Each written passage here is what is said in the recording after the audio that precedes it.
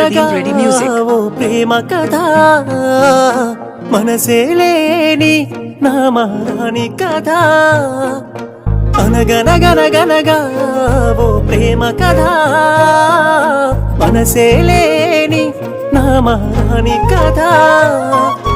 మనసున్న మహారాణి నువ్వేనని కోరుకున్నా చిన్నోడే సినబోయేనే నీ ఏలు